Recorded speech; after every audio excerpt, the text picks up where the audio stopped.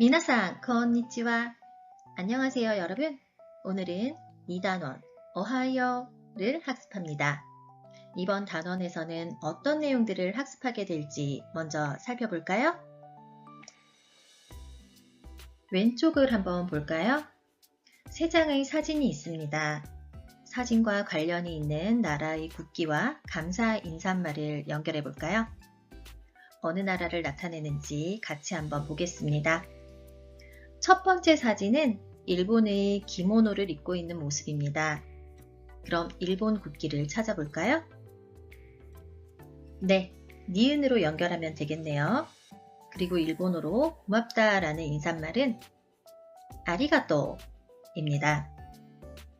두 번째 사진은 베트남의 전통 의상인 아오자이를 입고 있는 모습입니다. 베트남 국기는 기역과 연결하면 되겠죠? 그리고 베트남어로 고맙다는 까먼이라고 합니다. 마지막 세 번째 사진, 미국 국기를 들고 있습니다. 그럼 미국과 연결을 하고 감사 인사인 Thank you와 연결하면 되겠네요. 이번엔 오른쪽 나무 그림을 함께 볼까요? 이 나무 그림에는 이번 2단원에서 학습할 내용이 그림으로 표현되어 있습니다. 나무 아랫부분에 크게 세 가지로 나뉘어져 있는데요.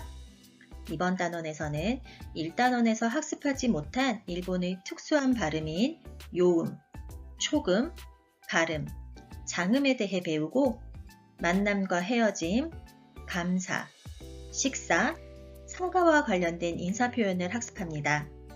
그리고 일본 중학생들의 학교 생활에 관해서도 살펴보겠습니다.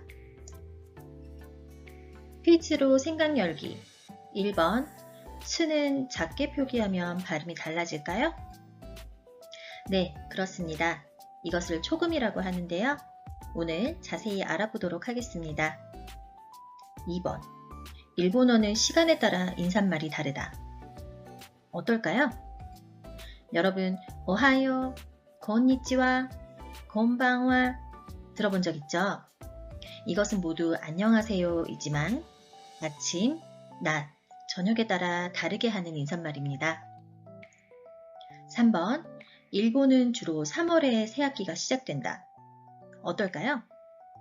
우리나라는 3월에 시작하죠? 하지만 일본은 4월에 새학기가 시작됩니다. 일본 중학생의 학교 생활을 학습할 때 자세히 알아보기로 해요.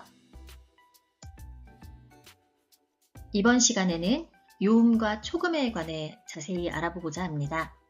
오늘 학습을 통해 여러분은 일본어의 요음과 초금에 대해 알고 읽고 쓸 수 있게 될 것입니다.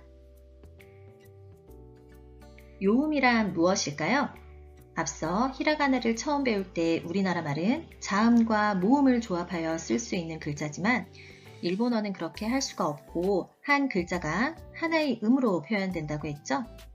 그러다 보니 지금까지 배운 글자들로는 야, 유, 요 외에는 다른 자음이 들어가 있는 샤, 주, 뇨 같은 글자를 표기할 수 없는 것이죠.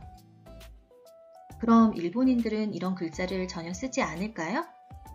아니죠. 벼랑의 포뇨라는 애니메이션은 일본에서 만들어졌고 일본인들도 주스를 마시잖아요. 그러니 이런 표현을 입으로만 말하고 글자로 표기하지 않는 건 아니겠죠?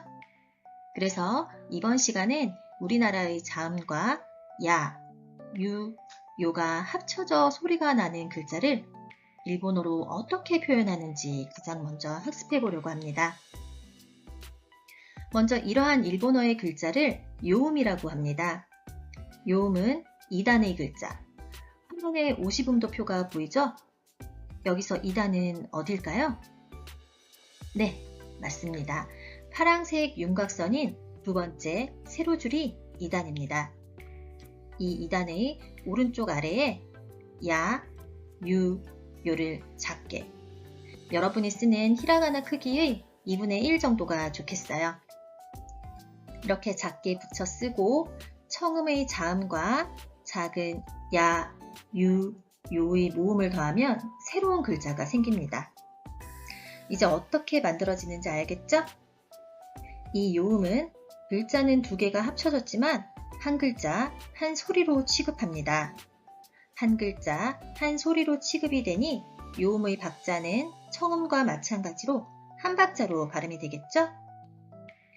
이 요음을 만들 때 주의할 점이 있는데요. 2단의 글자 중에서 제일 처음 글자 이에는 작은 야, 유, 요를 붙이지 않고 키부터 리까지의 2단에 야, 유, 요를 작게 붙여 쓰는 것입니다. 왜 그럴까요? 한번 붙여볼까요? 오른쪽 박스에 이와 유를 작게 써놓았는데요. 같이 살펴볼까요? 이에 유를 작게 써서 붙이면 결국 유라는 발음이 나오겠죠? 그런데 이미 유라는 글자가 있죠? 그러니 이에는 요음을 붙일 필요가 없겠죠? 다음 표의 글자들이 모두 요음의 글자들입니다. 잘 듣고 요음에 유의하며 따라 읽어볼까요? 캬, 캬, 큐, 큐, 교, 교, 샤, 샤, 슈, 슈, 쇼, 쇼, 자, 자, 주, 주, 조, 조, 냐, 냐, 뉴, 뉴, 뇨, 뇨, 샤, 샤, 휴, 휴, 효, 효, 냐, 냐, 뮤, 뮤, 묘, 묘, 랴, 랴, 류, 류, 료, 료, 갸, 갸, 규, 규, 교, 교, 자, 자, 주, 주, 조, 조, 뼈, 뼈, 뷰, 뷰, 묘, 뼈, 펴, 펴, 퓨, 퓨,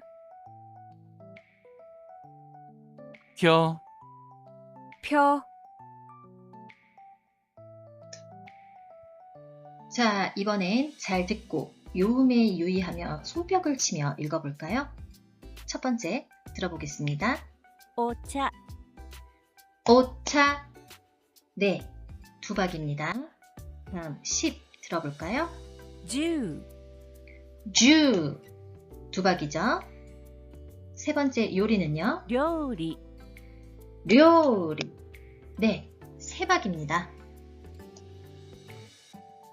지금부터는 초금에 관해 학습하겠습니다.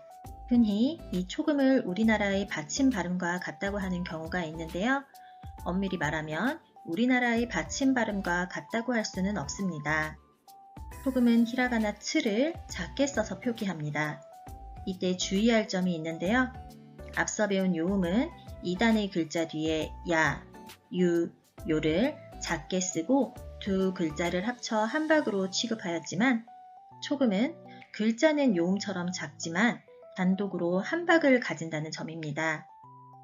이렇게 초금은 단독으로 한 박자를 가지기 때문에 우리나라의 받침 발음이라고 말할 수 없습니다. 한글은 받침이 있는 글자도 한 박자로 발음하기 때문입니다.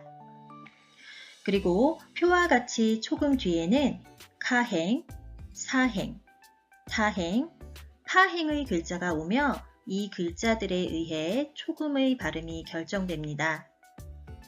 또 초금은 단어의 첫 글자에는 올 수 없고 주로 단어의 중간에 위치하며 초금 바로 뒤에 오는 글자의 자음의 영향을 받아 발음이 결정됩니다.